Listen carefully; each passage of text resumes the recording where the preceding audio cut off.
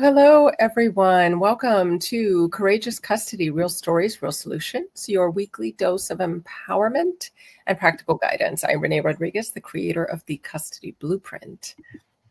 And I am Achara Tarfa, a trauma-trained level 3 internal family systems practitioner. And we understand the unique challenges protective parents face in the courtroom.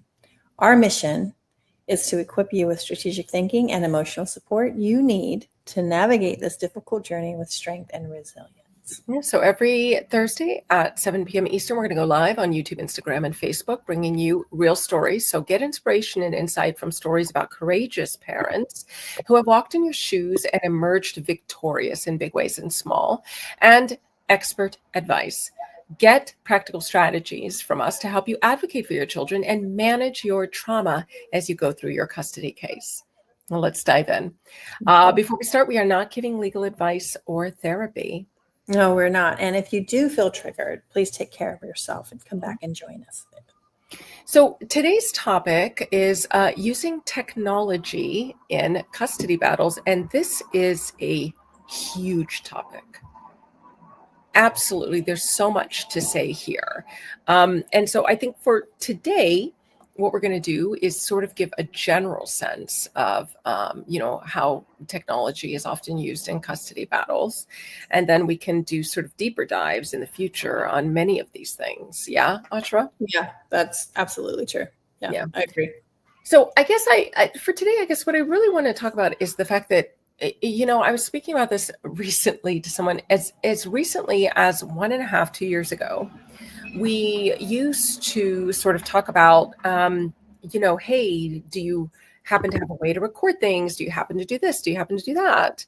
And what we're really finding is that now it's ubiquitous. Everyone has different ways of bringing in video. For example, dash cams, door cams, phone cams, stuff that's nanny cams, smoke detector cams, all kinds of ways that video is coming into things. And then, of course, there is audio, which is, sound recordings. And, one of the things I want to pause and say is that when it comes to video and audio types of recordings, you have to find out if it is legal in your state to even be capturing the audio recordings. Video recordings are almost always illegal without everyone's consent, but you want to check and see what the laws are in your state or province. And then, like in many states, for example, you can record audio, and it's what's called a one-party consent state, which means only one party who is part of the conversation can record without having to get everyone's permission or have their knowledge or anything like that. So as long as you've said hello and goodbye, as long as you're part of a conversation, you are able to record those conversations without it being against the law, without asking anybody if they mind being recorded. I mean, obviously, this makes a lot of sense if you are these days, if you're at a college course, if you're in a doctor's office where you are not going to remember everything, where you want to capture everything, then it's great to record so that you kind of have those notes there, right?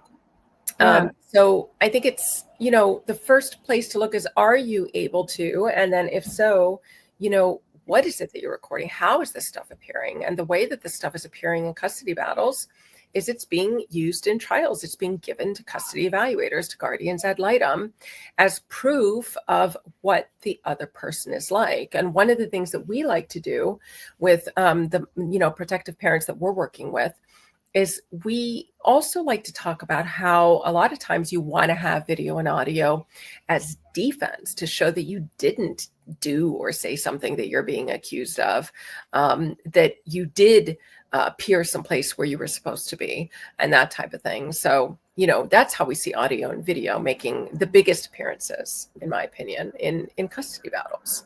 Yeah. I think that it's a great tip when you're talking about the amount of times that has been helpful to discredit, right? Helpful as a strategy to discredit the opposing counsel or the opposing party's position or view or characterization is, I can't even like speak. I don't even have words to talk about how many times that has come up for our clients and how helpful that's been. We have a lot of clients who will throw away, who will erase, delete, put in the trash audios and videos that aren't showing, what they were hoping to capture about their abusive co-parent. But the reality is like I always say, I would record every single transition, every single exchange of the children that you've got. And then you don't have to do anything special with it, because usually when you capture these audios, whatever you're using will capture the data of it. So don't spend any more time on it other than making sure that it sticks around or it's stored someplace that can handle the capacity of it, which we can talk about in future. But just making sure that, it's there so that when they say, oh, on, November 18th, she was screaming at me and she, threw bushes at me and that type of thing. It's kind of like, I have an audio where I said hello and goodbye. You can hear the door opening when I arrive at the kids. You can hear me say goodbye to the kids, get in the car. You can hear the door close. You can hear the music go on. You can even sort of hear me starting to drive away. I did not throw a bush, right? And so we basically can kind of use these things to show that nothing happened. And I want to add just, Renee, to that if you can work with parts of you that really are great at planning, because if you know you're about to go to an exchange, it's much easier to put that in your zero-based calendar, like we talked about last episode of, reminder to record yourself at exchange, or a reminder to record yourself at such and such, than actually getting there and it's not been a habit yet, so it hasn't been committed to long-term memory yet, and so you actually forget to do that. So that's something to have to put in there as a reminder. That's being intentional with time. Yeah, agreed. Other ways that technology is showing up in custody battles is that a lot more companies have online portals.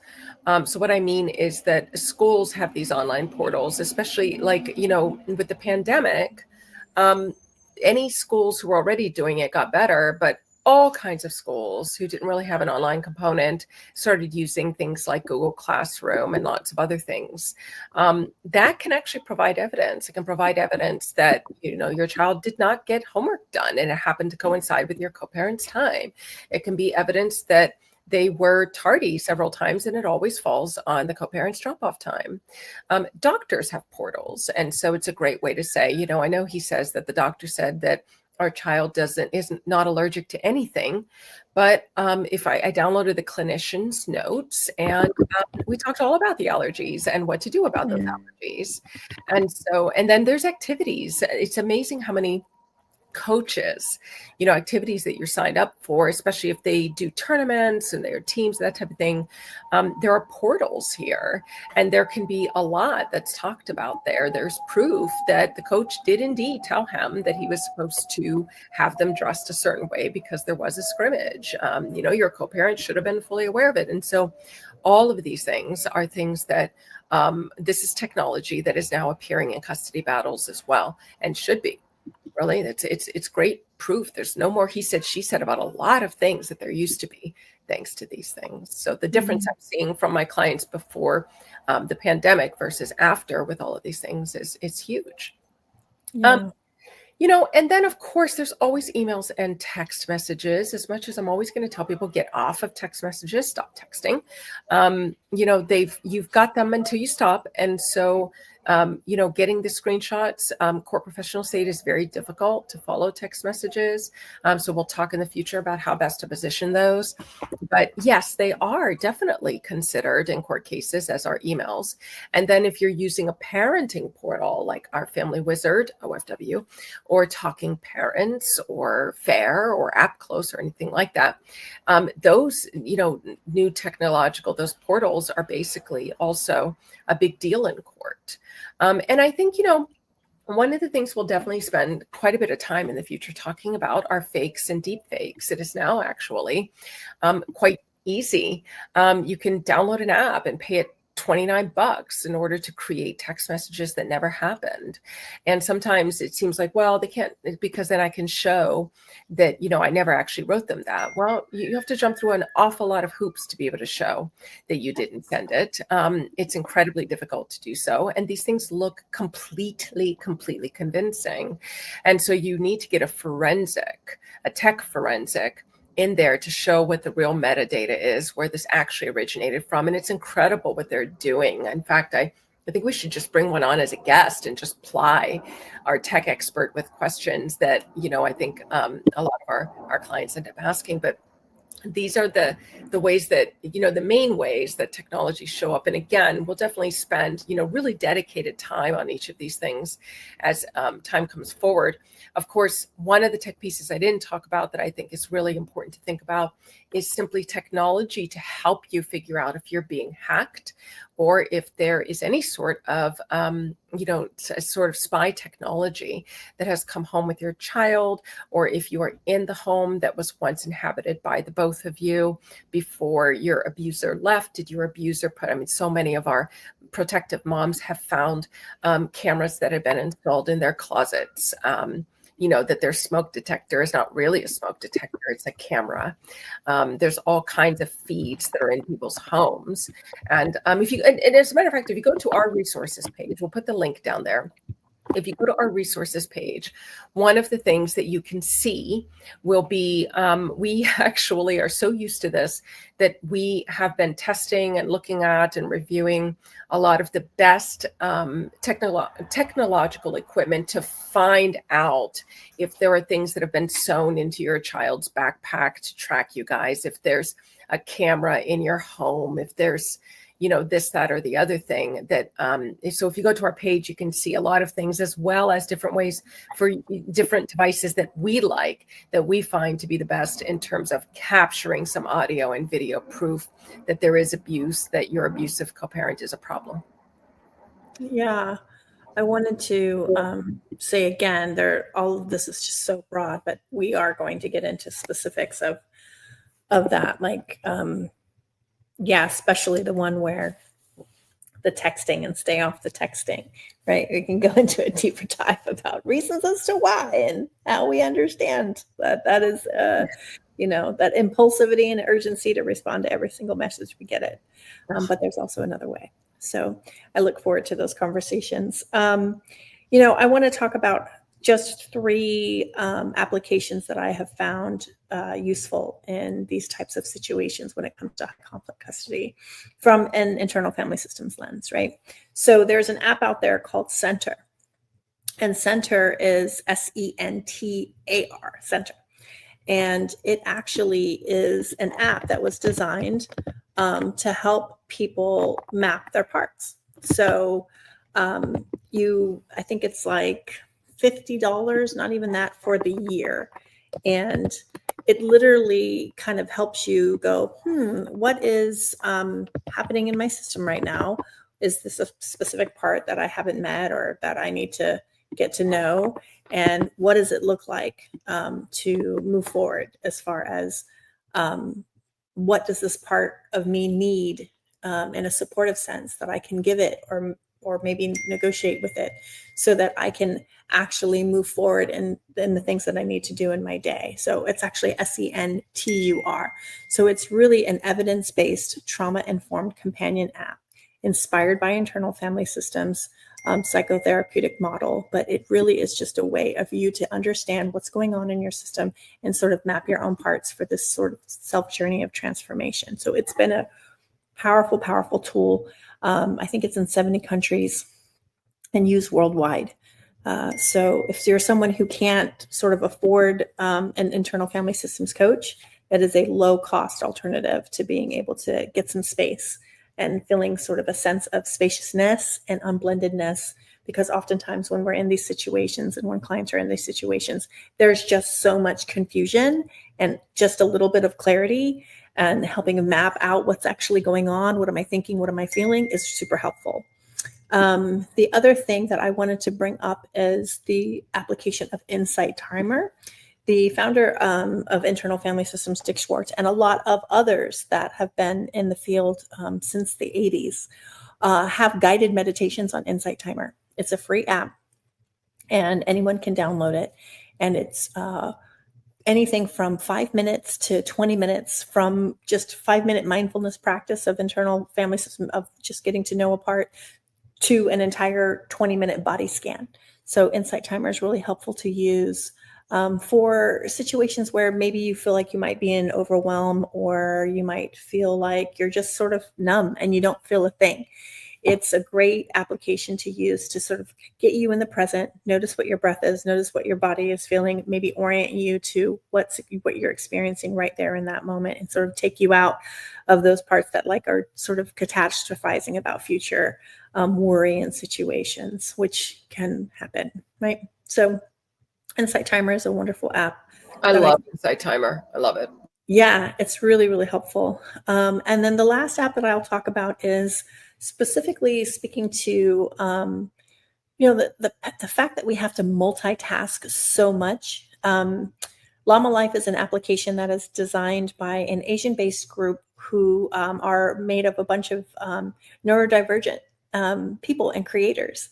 And they have created Llama Life to sort of like say, hey, we get that you have to multitask and that things have to happen, and there's a lot going on all at once, and to sort of help stay focused and center the attention on what really needs to get done and tackling what needs to get done.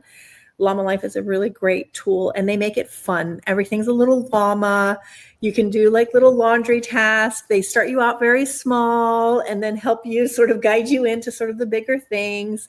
The application is free, and you can have a paid subscription as well to it, but it's been very helpful for clients that I have that, even clients that aren't neurodivergent, right? When you are in an active custody battle, there's a lot to remember. There's a lot to remember and a lot going on. Yeah. So it is great for even clients who are neurotypical that are just in this high conflict custody situation. And any support that can be given, especially helping with planning and so forth, is great. So I really love those 3 apps. That's the ones that I want to talk about as far as technology assisting our clients in their custody cases. So I think that we're going to do a deep dive for the next several weeks over each of these things, because there's so much to each of these pieces, especially in terms of them, the pieces that contribute to your body of evidence or your defense. But for now, that's all for this week's episode of Courageous Custody. Before we go, thank you so much for joining us, whether live or on replay. We're so grateful to have helped in any way that we may have. Some of our takeaways, the technology has become ubiquitous. You need to find out what's legal for you to capture in your state. And there are a lot of tech apps that can also support you as you go through, the hard part of putting together your custody case and going through your custody battle. Yeah, absolutely. So next week, join us again, 7 p.m. here. Like or follow or bookmark us so that you can get the notifications and not miss anything, because what Renee and I are talking about might catch you just when you need it. Yeah, and don't forget to check the comments to get a free copy of the court appearance prep list. And you can go to thecustodyblueprint.com to learn about different ways to get help in your case. And don't forget to check the comments to get a link to our resources page so you can see some of the technological pieces that we like to help you to gather evidence in your custody battle. Yes, and you can leave your comments about your experience with this topic or any topics that you'd like to see Renee and I discuss in the future. And to map your parts, you can schedule a free compassion chat at acharatarfa.com. Wherever you are listening, remember you are not alone. Until next week, stay strong, stay informed, and keep fighting for what matters most. Bye-bye, Bye, everybody.